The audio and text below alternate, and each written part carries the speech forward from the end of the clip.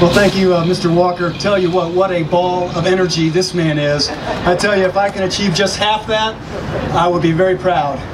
So, but thank you for for this opportunity. And Mayor Yarborough, thank you for being here today. It's always an honor and a privilege to be present with the leadership here in Maywood and others as well. With that being said, also Mr. Lim, thank you for coming and being here today. And certainly Colonel Retired Hidalgo, I'm looking forward to hearing your remarks.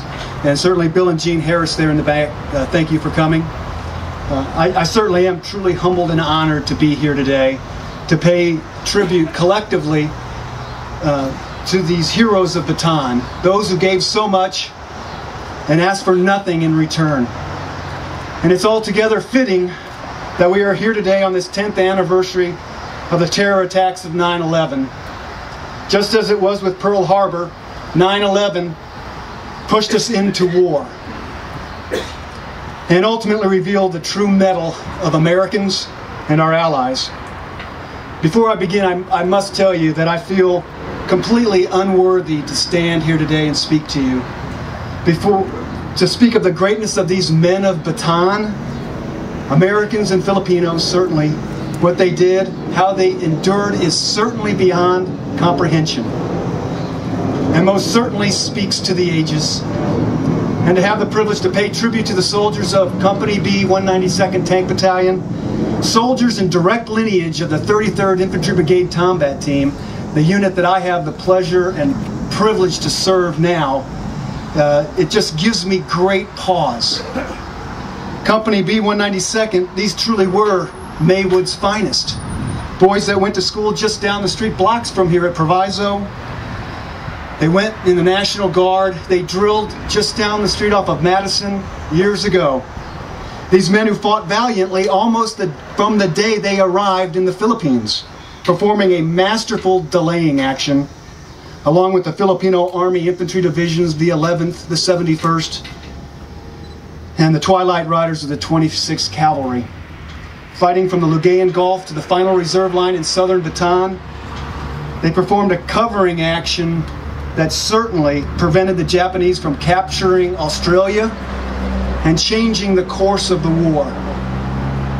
And the mistreatment that followed, the death march, years of unthinkable brutality in prison camps like Cabanatuan, and then forced into slave labor in Japan, and that's only if they survived the hell ship experience.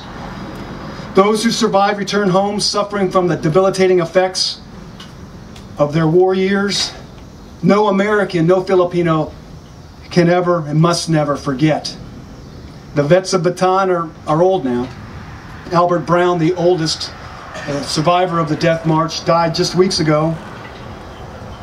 It's just a handful are left from B Company, 192nd. Our boys who left for the Philippines October 1941, really just boys, and gave their future to preserve our way of life. Quite clearly, we Americans owe our success as a nation to the freedom brought and wrought by these men, and really to all men and women who have heeded the battle call and served this nation in her time of need.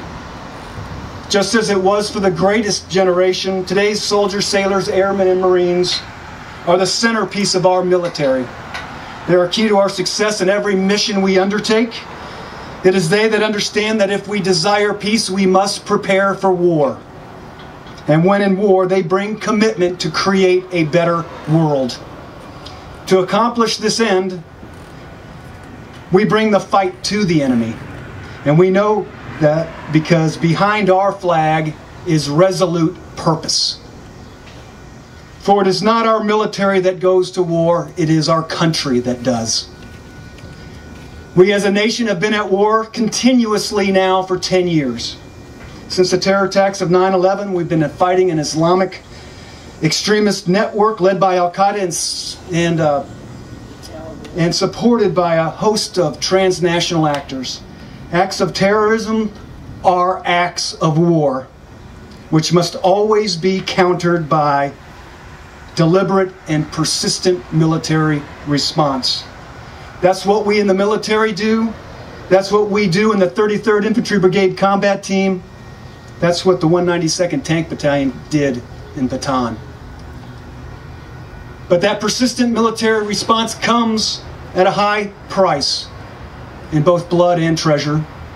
No one knows this better than the men and women whose boots are on the ground right now fighting the long war. We have lost more than 6,220 men and women, 232 from Illinois and 18 from my brigade. The cost is high, very high. And while the public may take note by flags held at half-mast, his brothers in arms now see an empty seat at the mess hall, or now a man short on their gun truck, or they're short on their fire team, and all are certainly challenged by his ever-present spirit for years to come. Just as it was in Bataan, this reality of war is not new. It just is. The nature of war never changes. The best news I think I received in the last 10 years was a call I received from my son on May 1st this year. He called me up and he said, "Dad, did you hear the news? We got him. Osama bin Laden's been killed." And as I watched the television coverage and I spoke to my children and I heard in their voices, it had dawned on me that for most of their lives they've been living under a dark shadow cast by this mass murderer, this killer modeled after the likes of Hitler and Stalin.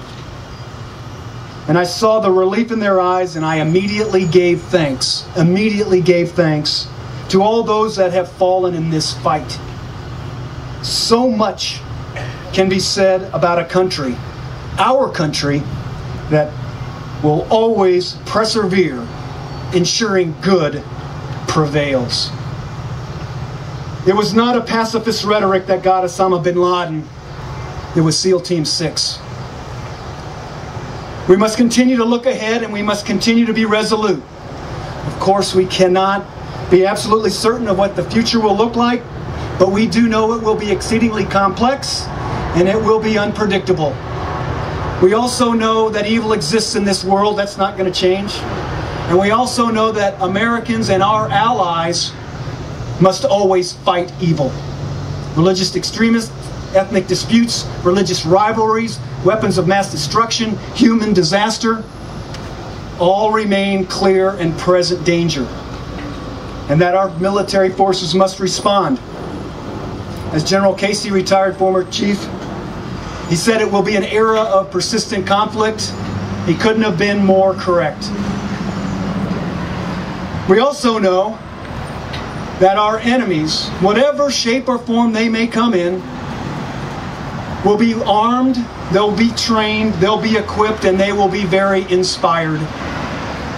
And yes, they'll want to win. But we will not let them. We will prevail because we are the best trained, best equipped, best led, the mightiest army, the mightiest military in the land. That I can assure you, and that will never change. But it's not our technology, it's not our equipment, it's not our training that makes us the mightiest military on the planet. It's our people. It's those people in formations all around the world. People in the armed forces in a uniform. Corporals, sergeants, team leaders, squad leaders, company commanders, command sergeants, majors. Those men and women that do the heavy lifting day in and day out right now. It's happening. In Afghanistan and Iraq, I saw it firsthand. I saw it at the individual level, where the foundation for our success is ethical and moral leaders who are smart, able to resolve complex problems on an unpredictable battlefield. Truth be told, we participate in the very same struggle that's been passed down by our forefathers to defend freedom, to protect our liberty, and to secure our nation's vital interests. It's certainly a calling that is natural for those people who work at the risk of their own life, people who are set apart by a shared sacrifice, a shared service, and a shared willingness to serve our great nation. Many of you are in this audience right now. Many of you will be.